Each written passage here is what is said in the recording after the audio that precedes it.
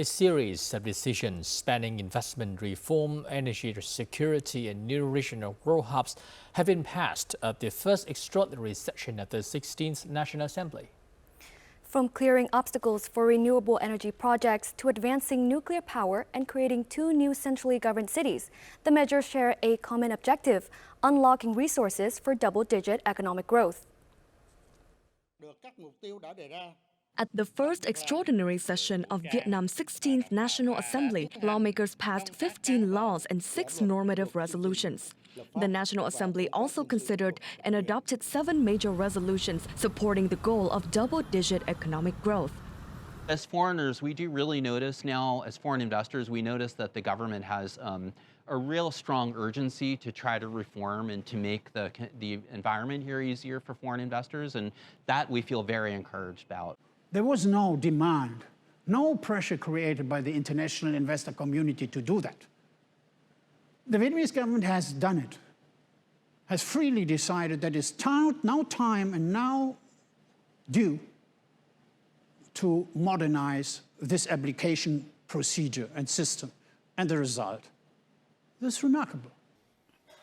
At the session, approval was given for Bắc Ninh and Quảng Ninh to become centrally governed cities from September, with 100% of participating deputies voting in favor. The government will direct the two localities to transform their growth models, combining economic development with making science, technology, and innovation key drivers. For Quảng Ninh, this is truly a recognition from central leaders, the National Assembly, and people across the country. We have strong regional connectivity and synchronized infrastructure, providing the conditions needed to attract major investors and meet their requirements. Bắc Ninh industrial structure has a full range of products, from advanced packaging and testing to GPU and CPU chips and integrated photonic systems. Taking the next step to become a centrally governed city will enable Bắc Ninh to better fulfill its role as a major manufacturing growth center. Resolutions concerning the Ninh Thuận nuclear power plant and special mechanisms to address difficulties facing wind and solar power projects were also adopted on the final working day, strengthening energy security and unlocking investment as Vietnam works towards growth of 10% or higher.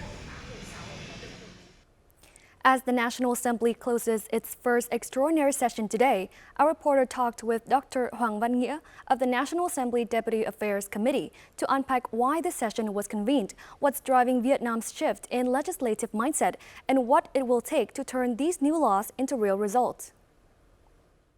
Good afternoon, Dr. Hoàng Văn Nghĩa, and thank you so much for speaking with Vietnam today. So normally the National Assembly only convenes 2 regular sessions a year. So what made the National Assembly decide to convene this extraordinary session at this time?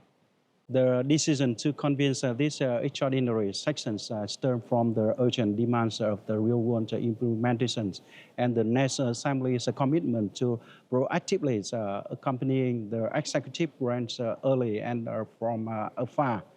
And our nation is at a critical point where major development opportunities must be seized quickly.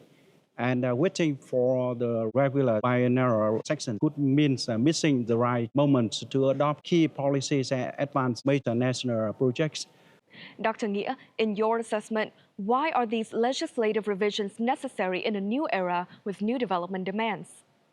So these legislative revisions are an essential prerequisite for the bringing our countries into a new era of national development. So guided by the Politburo's resolutions 66, together with the key directions of the party general secretaries and the president, we need a fundamental shift in our lawmaking mindset, as a party general secretary and President Tolum has instructed. Legislations must not only open the way, but also help keep developments on the right course. And institutions must take the lead. So how can the entire political system ensure effective execution of these legislative revisions and amendments? Good laws will only make a real difference if they are implemented decisively and consistently across the entire political system. So I do believe that there are 4 areas that require practical attention. First, Guiding regulations must be issued without delay. Secondly, accountability must be strengthened and promoted. And thirdly, implementation must be backed by adequate resources, financial, technological, and human resources. And finally, oversight must involve the entire system. Thank you very much, Dr. Nghĩa, for your insights.